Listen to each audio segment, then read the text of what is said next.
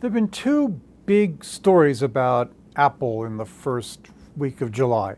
One of them is a lot of fun, and one of them is actually important. Here's the fun story first.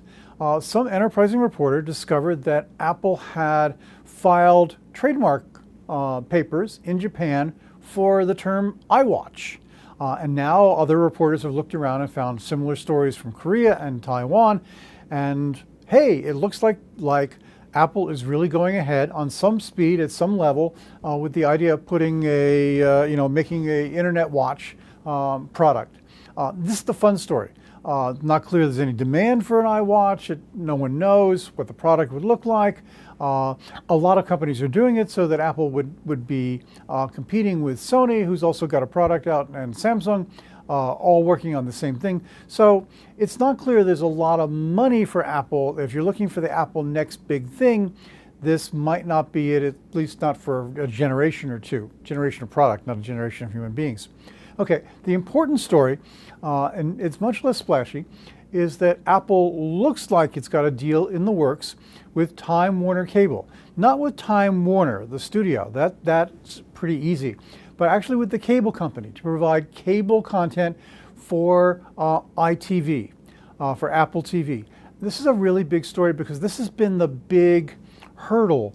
Remember not so long ago that Intel said it was going into the set-top business, it was going to make a kind of equivalent product that would let you stream content onto your TV through this box from the internet. Intel has run into big problems with that, not on the technology, but in terms of securing the content.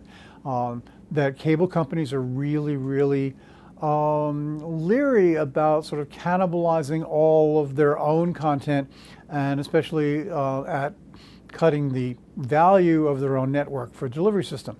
So the fact that Apple may have been able to actually strike a deal with Time Warner Cable would be a huge step forward to actually turning Apple TV into a product that everybody wants. One of the things that was interesting to me about reading about this story is that Tim Cook, the Apple CEO, said sort of offhandedly, well, they've sold 13 million Apple TVs. Well, that's an extraordinarily large number of boxes, considering there's not really a mainstream content model for this. So if you imagine this, you're looking for the next big thing for Apple, and you go, okay, they've already sold 13 million of these things without having the robust content they might be putting together, and it looks like there's a deal in the works. These are all potential. Apple and Time Warner Cable are not confirming this, but I think it's pretty likely. If this kind of content deal goes through, suddenly Apple's got a real product that mainstream consumers would like, and I think this would be the next big thing.